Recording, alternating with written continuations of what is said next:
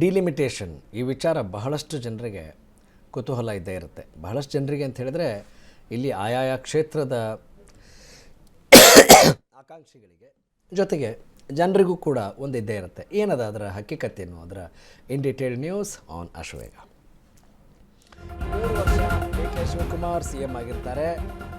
1 ವರ್ಷ ಬಂಡೆಗೆ ಬೋನಸ್ ಆಡಳಿತ ಬಹುತೇಕ ಖಚಿತ ಅನ್ನೋದು ಸದ್ಯದ ಸುದ್ದಿ. 2029ಕ್ಕೆ ಡಿಲಿಮಿಟೇಷನ್ ಬಹುತೇಕ ಖಚಿತ. 1 ನೇಷನ್ 1 ಎಲೆಕ್ಷನ್ ಅಂತ ಆದರೆ 2029ಕ್ಕೆ ಕರ್ನಾಟಕ ಅಸೆಂಬ್ಲಿ ಕ್ಷೇತ್ರಗಳ ಸಂಖ್ಯೆ 224 ಅಲ್ಲ, ಬರೋಬ್ಬರಿ 336. ಬದಲಾಗಲಿದೆ ಕರ್ನಾಟಕದ ರಾಜಕಾರಣ, ಬದಲಾಗಲಿದೆ ಸಮೀಕರಣ. ವಿಧಾನಸಭಾ ಕ್ಷೇತ್ರಗಳ ಸಂಖ್ಯೆಯನ್ನು 224ರಿಂದ 336ಕ್ಕೆ ಹೆಚ್ಚಿಸಲು ಚರ್ಚೆ ಜೋರಾದಂತೆ ಕಾಣ್ತಾ ಇದೆ. 336 ಕ್ಷೇತ್ರಗಳ ಪೈಕಿ ಸುಮಾರು 110 ಕ್ಷೇತ್ರಗಳು ಮಹಿಳೆಯರಿಗೆ ಮೀಸಲಾಗಿಡಬೇಕಾಗತ್ತೆ. SC ST ಮೀಸಲು ವಿಧಾನಸಭಾ ಕ್ಷೇತ್ರಗಳಲ್ಲಿ ಭಾರೀ ಪಲ್ಲಟ ಆಗುವ ಸಾಧ್ಯತೆ ಬಹುತೇಕ ಖಚಿತ ಅಂತ ಹೇಳಲಾಗ್ತಾ ಇದೆ. SC ST ಮೀಸಲು ಕ್ಷೇತ್ರಗಳ ಸಂಖ್ಯೆಯಲ್ಲಿ ದೊಡ್ಡ ಮಟ್ಟದ ಹೆಚ್ಚಳವಾಗಬಹುದು. ಹೊಸ ನಿಯಮಗಳ ಪ್ರಕಾರ ಪ್ರತಿ ಅಸೆಂಬ್ಲಿ ಕ್ಷೇತ್ರದಲ್ಲಿ 2 ಲಕ್ಷ ಮತದಾರರು ಇದ್ದೇ ಇರ್ತಾರೆ. ಕರ್ನಾಟಕದ ಲೋಕಸಭಾ ಕ್ಷೇತ್ರಗಳ ಸಂಖ್ಯೆ ಕೂಡ 28ರಿಂದ 42ಕ್ಕೆ ಏರಿಕೆಯಾಗುವ ಸಾಧ್ಯತೆ ಇದೆ. ಶೀಘ್ರವೇ ಡಿಲಿಮಿಟೇಷನ್ ಬಿಲ್ ಪಾಸ್ಗೆ ಕೇಂದ್ರ ಸರ್ಕಾರದ ಸಿದ್ಧತೆ ಕೂಡ ಜೋರಾಗಿದೆ. That is the point to be noted. 3 ವರ್ಷ DK ಶಿವಕುಮಾರ್ CM ಆಗ್ಬೋದಾ? ಹೆಂಗಿದು?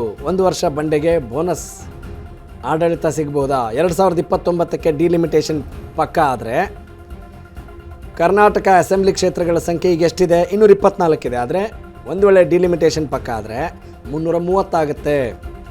ಅಂದರೆ 112 ಕ್ಷೇತ್ರಗಳ ಸಂಖ್ಯೆ ಜಾಸ್ತಿ ಆಗುತ್ತೆ. ಅದರಲ್ಲೂ ಕೂಡ ರಿಸರ್ವೇಷನ್ ಕಾನ್ಸ್ಟಿಟ್ಯೂನ್ಸೀಸ್ಗಳು ಅಲ್ಲೂ ಕೂಡ ದೊಡ್ಡ ಮಟ್ಟದ ಹೆಚ್ಚಳ ಆಗುವ ಸಾಧ್ಯತೆ ಇರುತ್ತೆ. ಹಾಗೆಯೇ ಮಹಿಳಾ ಕೋಟಾದ ಅಡಿಯಲ್ಲೂ ಕೂಡ ಇಂಥ ಕ್ಷೇತ್ರಕ್ಕೆ ಇಷ್ಟು ಮಹಿಳೆಯರು,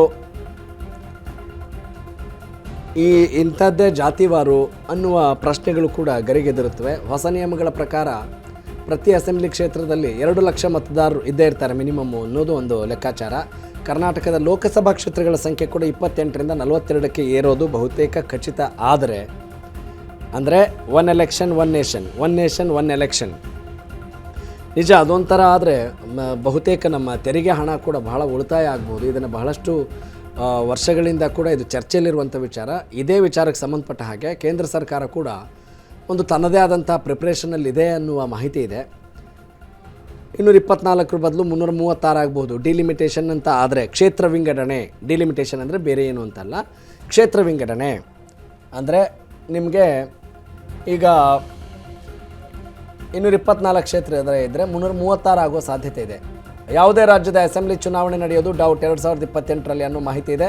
ರಾಜಸ್ಥಾನ್, ಛತ್ತೀಸ್ಗಢ, ಮಧ್ಯಪ್ರದೇಶ, ತೆಲಂಗಾಣ, ಕರ್ನಾಟಕ, ಮಿಜೋರಾಂ ಅಸೆಂಬ್ಲಿ ಚುನಾವಣೆ 1 ವರ್ಷ ಮುಂದೂಡುವ ಸಾಧ್ಯತೆ ಇದೆ. This is the point to be noted, very important and crucial. Karnataka ಸೇರಿದಂತೆ ಈ 6 ರಾಜ್ಯಗಳ ಚುನಾವಣೆ ನಡೆಯೋದು 2029ಕ್ಕೆ. ಹಾಗಾದರೆ 2029ರವರೆಗೂ DK ಶಿವಕುಮಾರ್ಗೆ ಮುಖ್ಯಮಂತ್ರಿಯಾಗಿ ಇರುವ ಅವಕಾಶ ಇರುತ್ತಾ?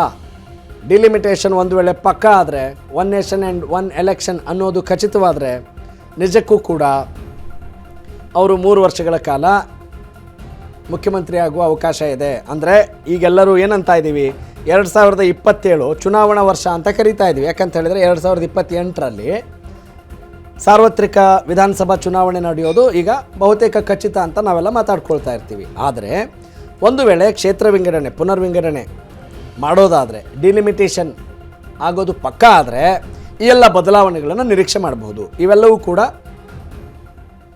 ಒಂದು ಸಿದ್ಧತೆಯ ಹಂತದಲ್ಲಿದ್ದಾವೆ. ಈ ರೀತಿಯಾದಂಥ ಚರ್ಚೆ ಪ್ರಾಮುಖ್ಯತೆಯನ್ನು ಪಡಿತಾ ಇದೆ. That is the point. ಕೇಂದ್ರ ಸರ್ಕಾರ ಕೂಡ ಆ ನಿಟ್ಟಿನಲ್ಲಿ ಸಿದ್ಧತೆಯನ್ನು ಮಾಡ್ಕೊಳ್ತಾ ಇದೆ ಅನ್ನೋ ಮಾಹಿತಿ ಇದೆ.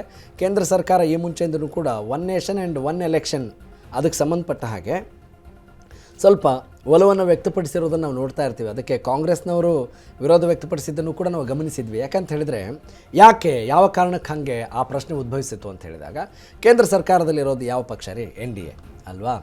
ಭಾರತೀಯ ಜನತಾ ಪಕ್ಷದ ನೇತೃತ್ವದ NDA ಈಗ ಕೇಂದ್ರದಲ್ಲಿದೆ. ಎಷ್ಟು ಟರ್ಮ್ಗಳ ಕಾಲ ಇದೆ? ಕಂಟಿನ್ಯೂಸ್ ಆಗಿ 3 ಟರ್ಮ್ಗಳಿಂದ NDAನೇ ಆಡಳಿತ ನಡೆಸ್ತಾ ಇರೋದು. ಅಂದರೆ ಇಲ್ಲಿ ಏನಾಗಬಹುದು ಸಾಧ್ಯತೆಗಳು? ಯಾವ ಕ್ಷೇತ್ರಕ್ಕೆ ಯಾವ ಪಕ್ಷವನ್ನು ಆಯ್ಕೆ ಮಾಡಬೇಕು ಅಂತಿರ್ತೀವೋ ಎಲ್ಲದಕ್ಕೂ ಒಂದೇ ಒತ್ತಿ ಬಿಡುವಂಥ ಚಾನ್ಸಸ್ ಕೂಡ ಇರಬಹುದು ಅನ್ನುವ ಒಂದು ಲೆಕ್ಕಾಚಾರ ಇತ್ತು. ದಟ್ ಈಸ್ ಒನ್ ಅಸಂಪ್ಷನ್, ಇದಮ್ಮಿತ್ತಮ್ ಅಂತ ಹೇಳೋಕ್ಕಾಗಲ್ಲ. ಆದರೆ ಆ ರೀತಿಯಾದಂಥ ಒಂದು ಟೆಂಡೆನ್ಸಿನೂ ಕೂಡ ತಳ್ಳಿ ಹಾಕುವಂಗಿರಲಿಲ್ಲ.